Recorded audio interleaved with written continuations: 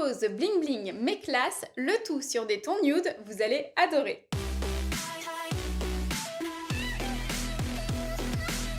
Hello! J'espère que vous allez bien. Un dégradé de paillettes, des stickers flammes et une sublime French reverse, c'est la pose que vous allez voir tout de suite. Après avoir retiré la couleur de notre ancienne pose, je démarre immédiatement en appliquant mon déshydratant sur toute la surface, histoire d'être bien clean.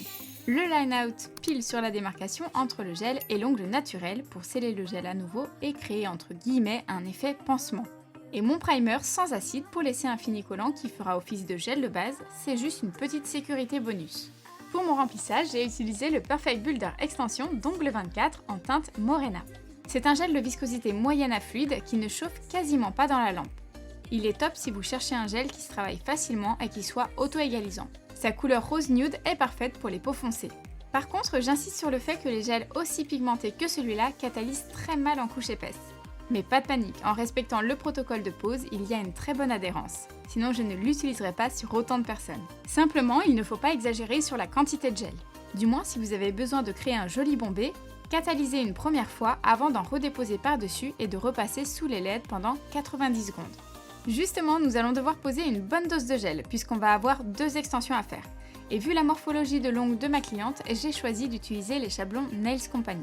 Bien sûr, ils vont mettre en avant sur leur site qu'ils s'adaptent à tout type d'ongles, mais c'est faux, ils ne sont pas universels mais idéaux pour les ongles très ovales, comme les siens.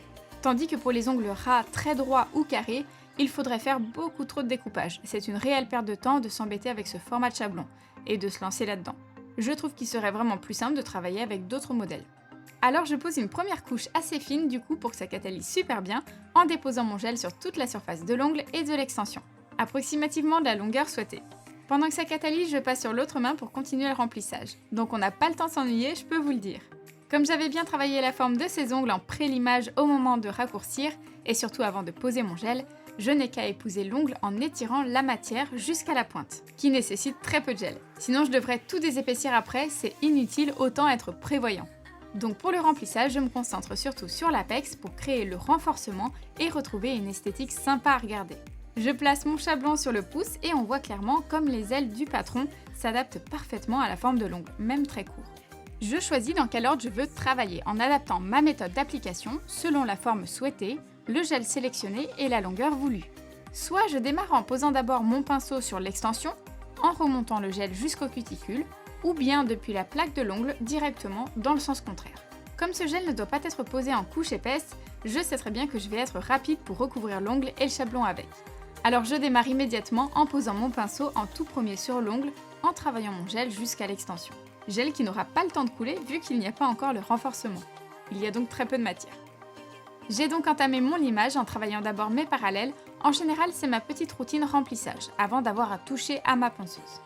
Évidemment avec une lime à grains épais, donc très peu de grains, souvent ça correspond à du 80-80, ils sont assez gros. Définitivement, je suis une grande adepte des limes droites ou trapèzes. Après plusieurs essais, les bananes ne sont pas assez multitâches pour une activité à temps plein. En tout cas, l'éventail de possibilités et de manipulations qu'elle propose n'est pas assez vaste de mon point de vue. C'est, je trouve, plus limité comme forme de lime. Quoi qu'il en soit, mon objectif est de retirer le gel en trop, et pour ne surtout pas faire de bêtises, je m'occupe des bords libres. C'est particulièrement sur cette zone qu'on veut que le gel soit fin et lisse. Et puisqu'il s'agit d'une forme amande, je tiens ma lime en oblique. Pas trop en angle droit en direction du plafond. Sinon je risque de casser ma forme et retirer beaucoup trop de matière. Et mon mouvement reste souple. Si je tiens ma lime trop à plat, je vais affaisser la pointe de l'ongle et écraser le joli dôme du bombé, donc non. Je travaille en demi-cercle, comme si je dessinais un arc avec ma lime tout en épousant le gel. La pression ne doit pas être trop forte quand même, puisqu'on n'a pas posé des tonnes de gel tout à l'heure. Alors le bloc polissoir me suffit pour terminer de gommer la surface et les petits défauts. Vous remarquerez que j'ai toujours mon kabuki à portée de main pour dépoussiérer au fur et à mesure. Ça me permet d'y voir plus clair et de travailler dans de bonnes conditions. Pour savoir où j'en suis, un petit coup d'œil de face et de profil, c'est toujours utile. C'est aussi pour cette raison que la main de ma cliente doit être souple. Heureusement, elle est habituée, donc sa posture est idéale. Sinon, je serais très vite épuisée à forcer dessus.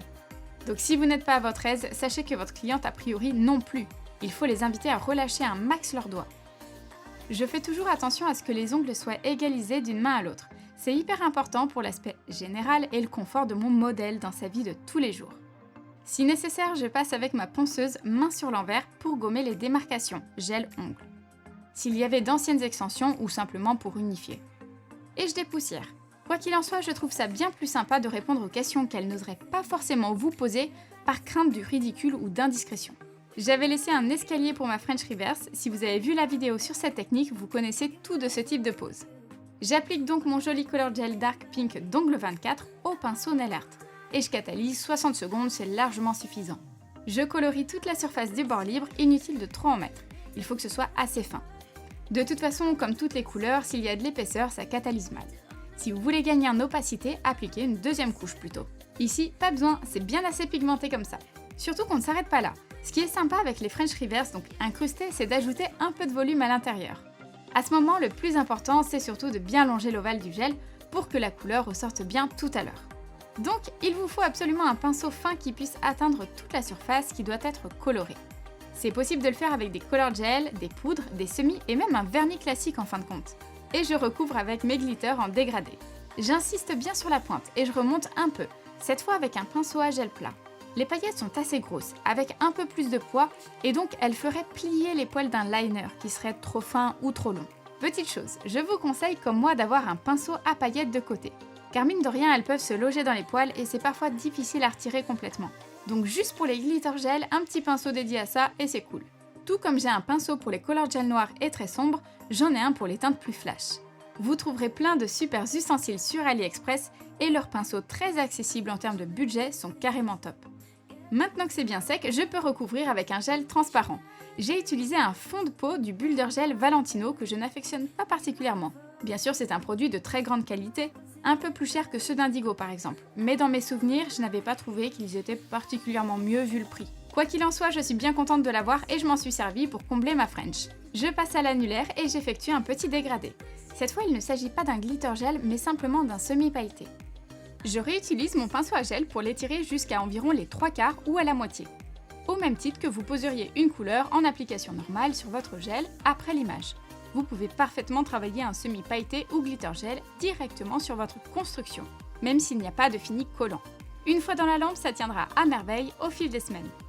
Même chose pour l'autre, c'est pour cette raison que je passe toujours un coup de bloc polissoir rapidement sur mon gel pour m'assurer qu'il n'y a aucune aspérité. Si vous avez des bosses ou différences de niveau sur votre gel, vous allez avoir des soucis d'adhérence à la pose du vernis ou plusieurs jours après. Une fois bien catalysé, une couche de vernis m'a suffi, je recouvre de la finition. Pour cette pose, j'ai choisi le top coat de la marque japonaise Vetro déniché dans mes vlogs à Los Angeles. On ne s'est pas privé d'un joli petit liner, c'est un jeu d'enfant à placer et ça fait son petit effet. Toujours dans un thème holographique qui correspond bien à la pose. On revient rapidement sur notre French qui maintenant doit être limé et après ça c'est fini, je ne rallume plus l'aspirateur. Et vous voyez c'est hyper rapide, avec 2-3 passages de lime ça suffit pour harmoniser les deux niveaux. Ça se passe comme ça à condition de ne pas avoir posé trop de gel clear.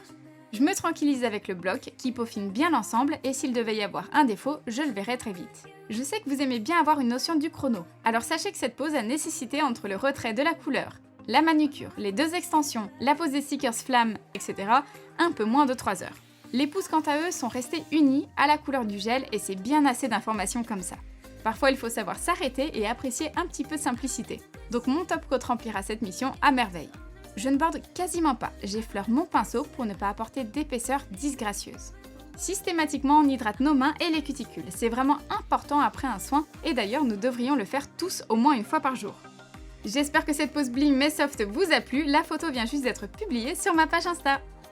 Alors vous avez vu, ça en jette hein. Si vous avez aimé, un petit pouce bleu. N'hésitez pas à me dire ce que vous pensez de cette pose en commentaire. Pensez à rejoindre le club privé, c'est gratuit et je vous donne mes conseils chaque dimanche directement dans votre boîte mail. Portez-vous bien et nous on se retrouve très vite pour une nouvelle vidéo. Ciao!